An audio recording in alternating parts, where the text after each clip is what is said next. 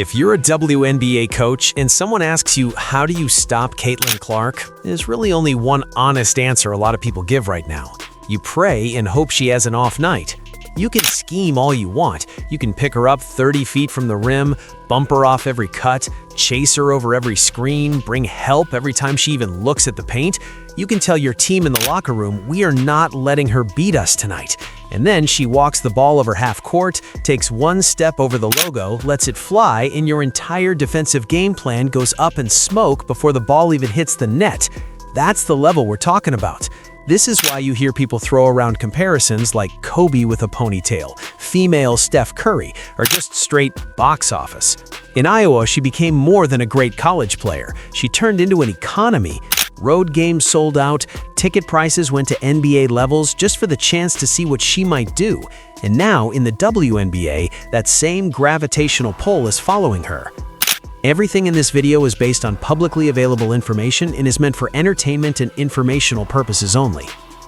Let's break down how we got here, why there's already so much controversy around her in the WNBA, and what her rise really means for women's basketball.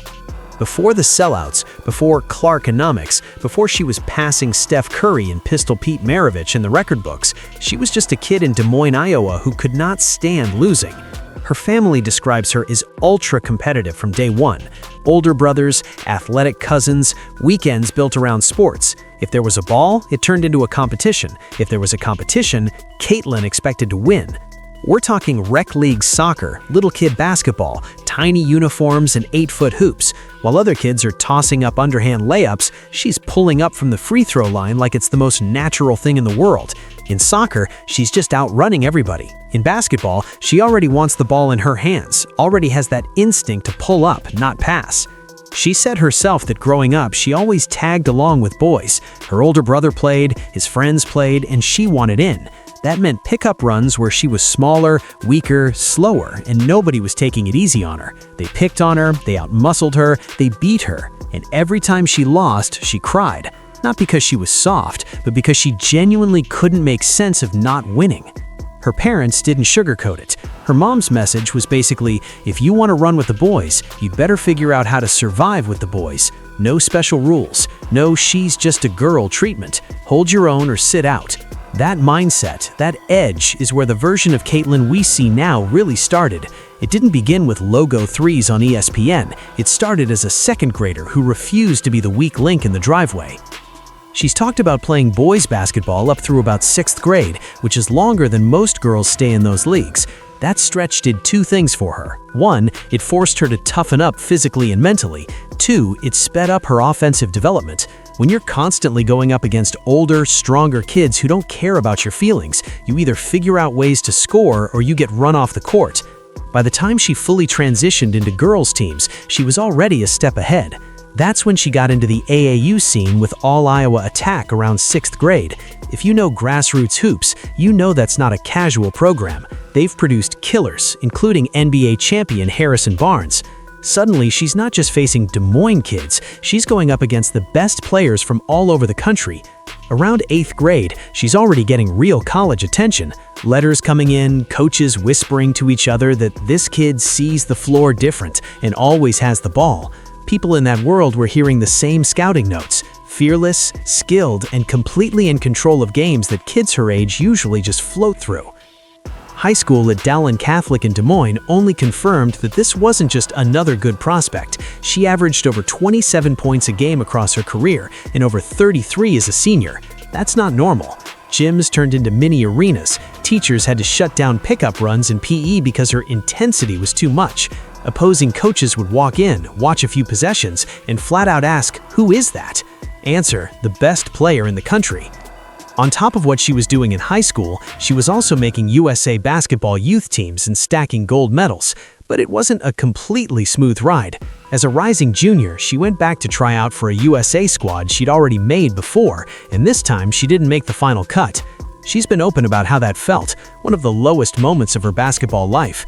You've been on the team, you've already won gold, you show up expecting to be back, and then you're watching them pick someone else. She even hurt her pinky during that camp, but tried to play through it, and she'll tell you now, she just flat out played bad and didn't deserve the spot that year. Most teenagers would sulk, maybe blame politics or coaches. Caitlin used it like fuel. If you look at the pattern of her career, it's the same every time. Get knocked down, get mad, get better. By the time the recruiting process peaked, she basically had her pick of a map. She took visits, she did the whole thing. Her top 3 ended up being Iowa, Iowa State, and Notre Dame. Big-time programs, big-time coaches, huge platforms. For all the hype around her, the reasons she chose Iowa weren't flashy. She wanted to be close to family, she wanted people she trusted, and she wanted coaches who had really shown up for her. Lisa Blutter was already a legend, the winningest coach in Big Ten history. Associate head coach Jan Jensen didn't just call, she literally flew overseas to watch Caitlin play with USA Basketball in person. Visits to Iowa City felt right. She liked the town, the teammates, the staff. It wasn't some shock announcement on signing day. It was more of a "this is where everything just fits" decision.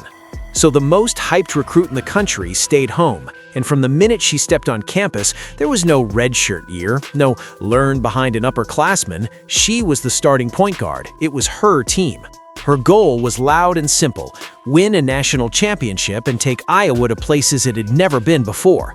That set up an interesting dynamic. On one side, you have Lisa Blutter's system: structure, discipline, organized offense. On the other side, you've got Caitlin Clark, controlled chaos and sneakers, whose best plays sometimes happen 28 feet from the rim with 2 defenders hanging on her.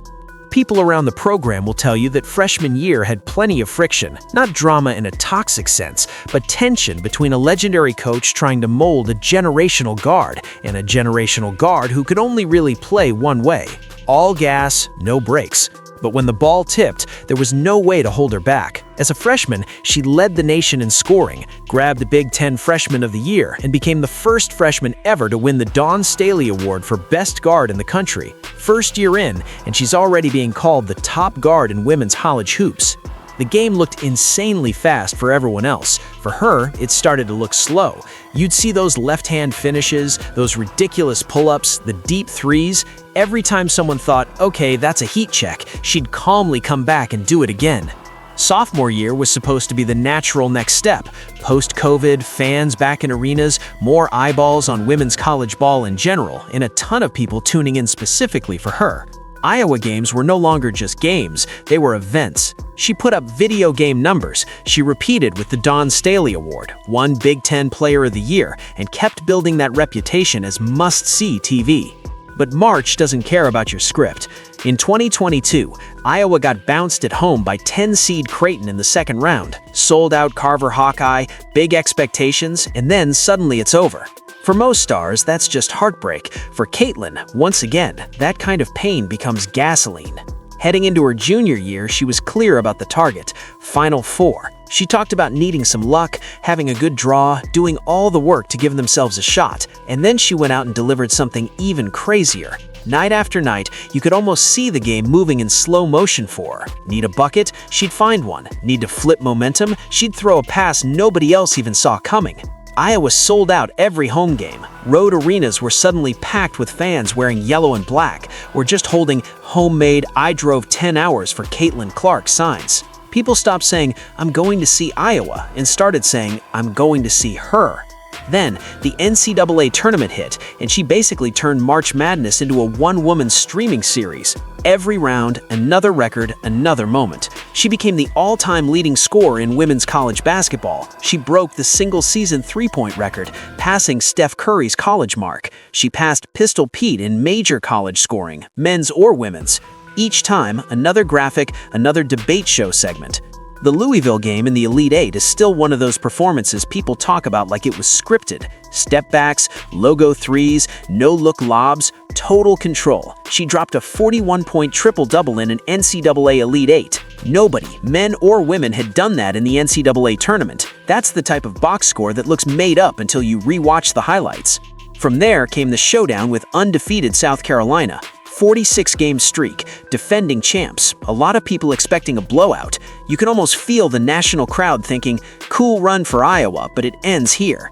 Caitlin refused to read that ending. She hit deep shots, made gutsy plays on both ends, and took down what looked like an unbeatable machine. Suddenly, the entire basketball world had to admit she wasn't just a numbers monster, she was slaying giants. The title game didn't get her a ring.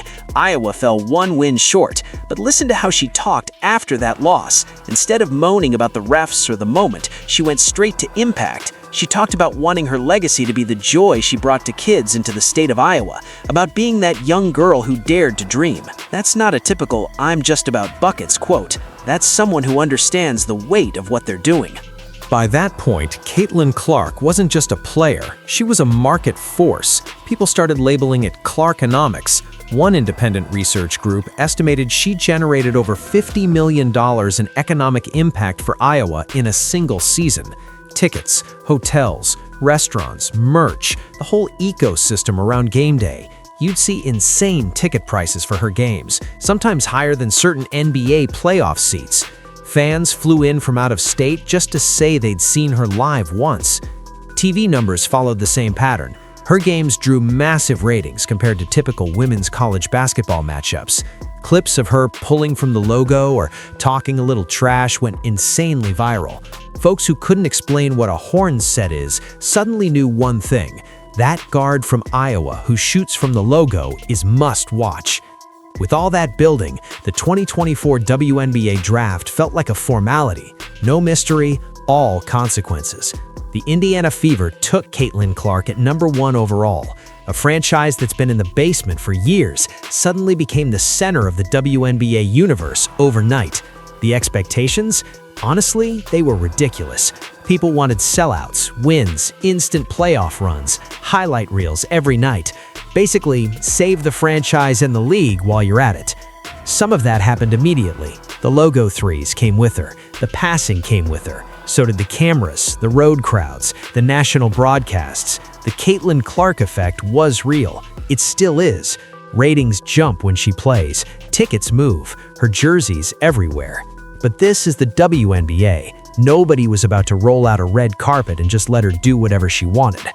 From game one, defenses were physical. Some of it was just tough, smart basketball. Some of it looked like "welcome to the league" messages. Hard bumps off the ball, body checks on drives, that infamous Chennedy Carter hit that had everyone debating whether it was just a foul or something more. Plenty of vets respected her.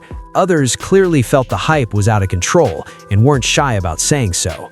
Talk shows and podcasts started asking loaded questions. You had people saying she's not the GOAT, slow down. Others insisting Paige Bueckers would be their #1 pick over Caitlin without hesitation. Some said her game was just threes and wouldn't scale. There were segments arguing she needed a college championship to be considered one of the greats. Then it got even heavier, with critics throwing around phrases like pretty privilege and white privilege, suggesting she was getting pushed more than other players because of how she looks and who she is.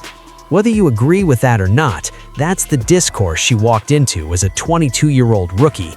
She's not just running pick and rolls, she's sitting in the middle of a cultural argument she didn't start and can't control. Meanwhile, the Fever were losing. There's a reason they had the #1 pick. They weren't good. Young roster, new pieces, tough schedule. Every mistake Caitlin made got looped on social media. Every turnover turned into a "see, she's overhyped" clip. Every hard foul became a segment on sports TV. It was like her adjustment period as a rookie wasn't allowed to be quiet. You could see the strain in some of those early games. Frustration, bad body language, long conversations on the bench. One moment that stood out was when cameras caught Aaliyah Boston talking to her as they walked off the court. We didn't need audio to understand it. A veteran, Rookie of the Year herself, pouring into her point guard, basically saying, "We got you. This is hard. We're in this together." That's what real leadership looks like. And inside all that chaos, something we've seen before was happening again. She was learning, adjusting, taking hits, watching film, figuring out what works and what doesn't against these defenders, building chemistry with Boston, starting to recognize when to pull from way out and when to just run the offense. She dropped her first WNBA triple-double. She hit her first true logo bomb as a pro that had the building shaking. Through it all, she kept repeating something she said for years. She gets just as much joy from a great pass as she does from a logo three. That's important because it shows you where her head is at. She's not out there trying to be a solo act. She wants to bend defenses until they have to pick. If you stay attached to her, she'll feed her teammates. If you help too much, she'll make you pay herself. Coming into games, you'd still see those signature moments, a deep three you've been waiting for, a ridiculous dime to a cutter that flips the whole momentum, a building that goes from quiet to absolutely rocking in one possession. The highlight package tracked from high school to Iowa to the WNBA with almost no drop-off in flavor, even as the competition got tougher. And that brings us to right now. Caitlin Clark is already something women's basketball has never really had at this scale, a player who changes not just box scores, but expectations. She's forcing people, fans, media, even other players, to rethink what women's basketball can look like, how it can feel, and how much money it can move. She plays with the same emotion, swagger, and edge that fans have celebrated in men for decades. The joy, the fire, the talking, the "you've got to be kidding me" shot selection that somehow stays efficient. That's why kids, boys and girls, are out in driveways and gyms trying to copy her range, her stepbacks, even her little gestures after a big shot. At the same time, she's not trying to be anyone's copy. People can argue female Steph or Kobe with a ponytail all day, but she's said and shown enough to make it clear she's herself. The kid from Iowa who literally wrote WNBA player on a piece of paper in second grade and then spent every year after treating that like a job description. So where does this all go? Do you think Caitlin needs a WNBA championship someday to be in those all-time greatest conversations, or has she already changed enough to be there no matter what happens with rings? Do you think the criticism around her about hype, about privilege, about style is fair, or is it people struggling to adjust to how fast she's changing the landscape? If you're enjoying this kind of deep dive into WNBA news, drama, and the bigger picture around stars like Caitlin Clark, make sure you subscribe for more breakdowns of the league's biggest talking points.